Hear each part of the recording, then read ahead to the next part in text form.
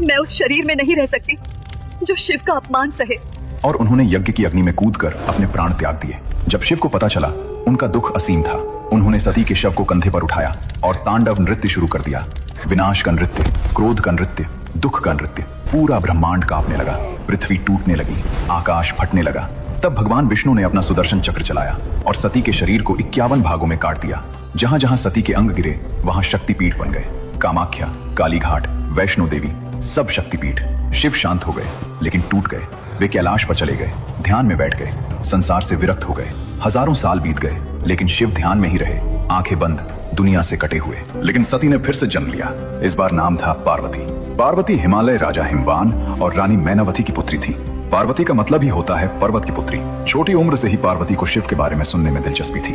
जब भी कोई योगी, साधु, ऋषि आते, वे पूछती, शिव कैसे हैं? धीरे धीरे उन्हें याद आने लगा पिछले जन्म की, सती वाला जन्म। उन्हें एहसास हुआ, मैं शिव की हूँ। पार्वती ने ठान लिया, इस जन्म में भी मैं शिव को ही अपना पति बनाऊंगी। जब पार्वती ने अपनी इच्छा परिवार को बताई, सब हैरान रह गए। उनकी माँ मैनावती बोली, बेटी, शिव तो संसार से विरक्त हैं। वे कैलाश पर ध्यान में बैठे हैं। उन्हें विवाह, परिवार, इन सब में कोई रुचि नहीं। पार्वती की सखियां हंसी, तुम एक राजकुमारी हो, सुंदर, शिक्षित, कोमल। और शिव, वे तो जटाधारी योगी हैं, भस्म लगाते हैं, एकांत साधना में रहते हैं। गले में सर्प, माथे पर चंद्रमा। लेकिन पार्वती मुस्कुराई, बोली, प्रेम देखने में नहीं, महसूस करने में होता है। मैं शिव को जानती हूँ, मुझे विश्वास है। पार्वती ने तपस्या शुरू कर दी, कठोर, बहुत कठोर। पहले उन्होंने फूल फल खाने छोड़ दिए, फिर सिर्फ पत्ते खाने लगी, फिर वो भी छोड़ दिया। सिर्फ पानी, फिर वो भी छोड़ दिया, सिर्फ हवा। इसीलिए उन्हें अपर्णा भी कहते हैं, जिसने पत्ते भी नहीं खाए। घने जंगलों में, धूप में, बरसात में, ठंड में पार्वती तपस्या करती रही। कभी एक पैर पर खड़ी होकर, कभी पानी में खड़ी होकर, कभी धूप में आग जलाकर बीच में बैठकर। महीने बीते, साल बीते, लेकिन शिव की आंखें नहीं खुली।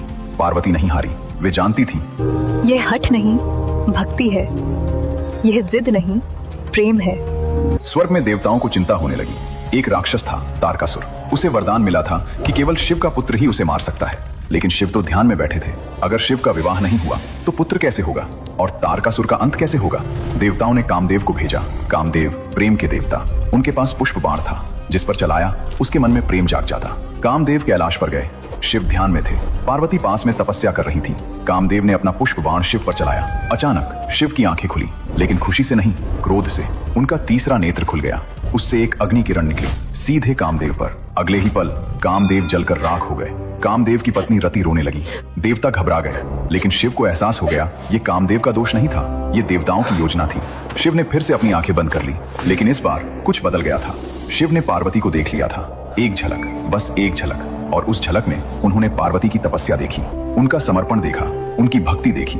शिव समझ गए, ये कोई साधारण स्त्री नहीं है, ये शक्ति है, ये प्रकृति है, ये सती है, फिर से लौट आई है। शिव ने अलग अलग रूप धारण करके पार्वती की परीक्षा ली।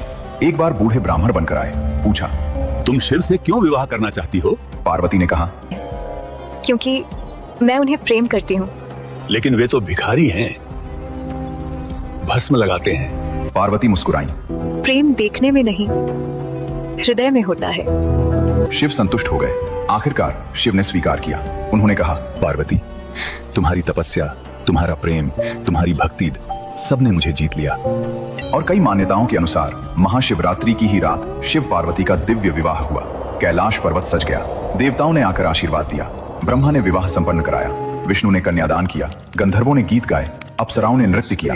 ऋषियों ने वेद मंत्र पढ़े। शिव ने पार्वती का हाथ थामा और कहा, अब से तुम मेरा आधा हिस्सा हो। इसीलिए शिव को अर्धनारीश्वर कहते हैं। आधा पुरुष, आधा स्त्री। पार्वती आधा तपस्या, आधा प्रेम, आधा विनाश, आधा सृजन। बिना शक्ति के शिव अधूरे, बिना शिव के शक्ति अधूरी। अब सुनिए महाशिवरात्रि से जुड़ी एक बहुत ही सुंदर और प्रेरक कहानी। कहानी एक ऐसे आदमी की जिसने खुद नहीं सोचा था कि एक रात उसकी पूरी किस्मत बदल जाएगी। एक घना जंगल था। जंगल के किनारे एक छोटा सा गांव। उस गांव में रहता था एक शिकारी। नाम था लुब्धक। लुब्धक शब्द का मतलब ही होता है लालची, और ये नाम बिल्कुल सही था। लुब्धक ईमानदार नहीं था। वो जंगल में जानवरों का शिकार करता, कभी जरूरत से ज्यादा मारता, कभी छोटे जानवरों को भी नहीं छोड़ता, पैसे के लिए कुछ भी कर देता। गांव के लोग उससे डरते थे। कोई उसे पसंद नहीं करता था, लेकिन लुब्धक को कोई फर्क नहीं पड़ता था। एक दिन की बात है। लुब्धक सुबह सुबह जंगल में शिकार के लिए निकला।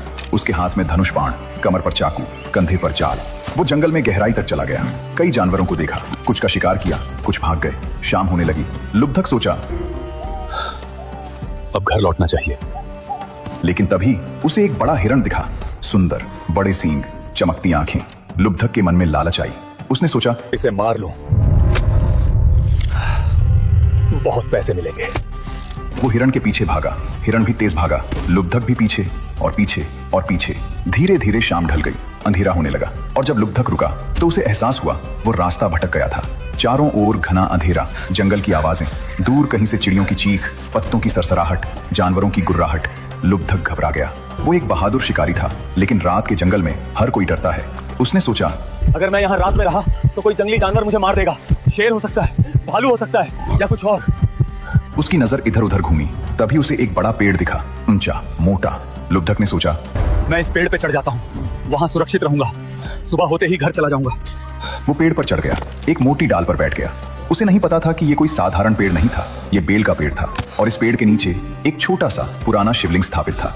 रात गहराती गई। लुब्धक की नींद नहीं आ रही थी। डर के मारे उसकी आंखें खुली रहीं। कभी कोई जानवर पास से गुजरता, लुब्धक हिलता नहीं था। डर से पत्थर बन जाता। समय बीतता रहा। लुब्धक को भूख लगी, प्यास लगी, लेकिन वो नीचे नहीं उतर सकता था। अपने को व्यस्त रखने के लिए वो पेड़ की पत्तियां तोड़कर नीचे फेंकने लगा। उसे नहीं पता था कि वो बेलपत्र की पत्तियां थीं और वे सीधे शिवलिंग पर गिर रही थीं।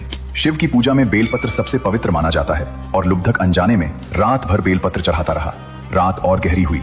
अचानक नीचे से शेर की दहाड़ सुनाई दी। लुब्धक का दिल धक से रह गया। उसने नीचे देखा, एक बड़ा शेर पेड़ के नीचे घूम रहा था। लुब्धक के हाथ में पानी की थैली थी। डर के मारे उसका हाथ कांपा। थैली से थोड़ा पानी छलक कर नीचे गिर गया, सीधे शिवलिंग पर। जल से अभिषेक हो गया। शेर पास आया। लुब्धक ने डर के मारे एक पत्थर फेंका। पत्थर शेर को नहीं लगा, लेकिन शोर हुआ। शेर चला गया, लेकिन इस कोशिश में फिर से पानी छलका, फिर से शिवलिंग पर गिरा। ये सिलसिला रात भर चलता रहा। कभी जानवर आता, लुब्धक पत्थर फेंकता, पानी छलकता, बेलपत्र गिरते। पूरी रात अनजाने में एक परफेक्ट महाशिवरात्रि की पूजा हो गई। पुराणों में कहा गया है कि महाशिवरात्रि की रात 4 प्रहर होते हैं। हर प्रहर में शिवलिंग का अभिषेक करना चाहिए। पहला प्रहर शाम से रात 9 बजे तक। लुब्धक ने इस प्रहर में बेलपत्र और जल चढ़ाया। दूसरा प्रहर रात 9 से 12 बजे तक, फिर से बेलपत्र, फिर से जल। तीसरा प्रहर रात 12 से सुबह 3 बजे तक। ये सबसे महत्वपूर्ण प्रहर माना जाता है। इस समय भी लुब्धक जागृत था और पूजा चलती रही। चौथा प्रहर सुबह 3 से 6 बजे तक। जब सुबह की पहली किरण फूटी तब भी लुब्धक जाग रहा था। पूरी रात जागरण, पूरी रात पूजा, बिना जाने बिना चाहे, लेकिन पूरी श्रद्धा के साथ, क्योंकि उसका मन सच्चा था।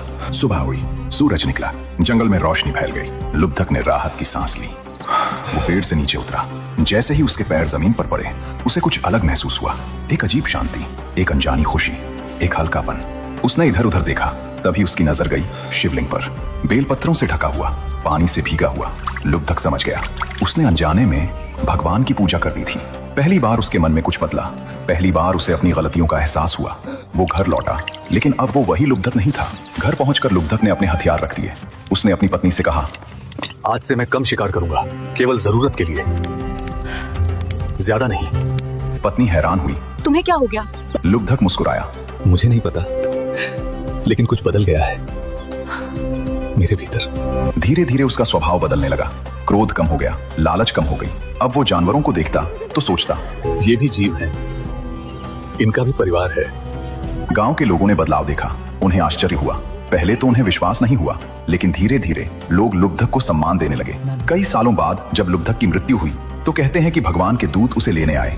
उन्होंने कहा, तुमने महाशिवरात्रि की रात भगवान की पूजा की थी, बेशक अनजाने में, लेकिन तुम्हारा मन साफ था, इसलिए तुम्हें मोक्ष मिलेगा। तो दोस्तों, ये थी महाशिवरात्रि की वो अद्भुत कहानी। वो अनंत ज्योति स्तंभ जिसने ब्रह्मा विष्णु को झुका दिया। वो पार्वती जिन्होंने कठोर तपस्या से शिव को पाया। वो लुब्धक शिकारी जो अनजाने में ही सच्चा भक्त बन गया। महाशिवरात्रि हमें सिखाती है, शिव केवल देवता नहीं, शिव हमारे भीतर की वो शक्ति है जो विष पी सकती है, अहंकार तोड़ सकती है और अंधेरे में भी शांत रह सकती है। अगर इस कहानी ने आपके मन को छुआ हो तो लाइक जरूर करें, कमेंट में लिखें हर हर महादेव और बताएं कि आप इस महाशिवरात्रि को कैसे खास बनाएंगे। चैनल को सब्सक्राइब करें और बेल आइकन दबाएं, क्योंकि हम जल्द ही लाएंगे शिव तांडव का रहस्य, नीलकंठ बनने की कहानी और अर्धनारीश्वर का गहरा दर्शन। अगले वीडियो में मिलेंगे एक और रहस्यमय यात्रा के साथ। तब तक के लिए अपने भीतर के शिव को जगाए रखिए। हर हर महादेव, जय भोलेनाथ, शुभ महाशिवरात्रि।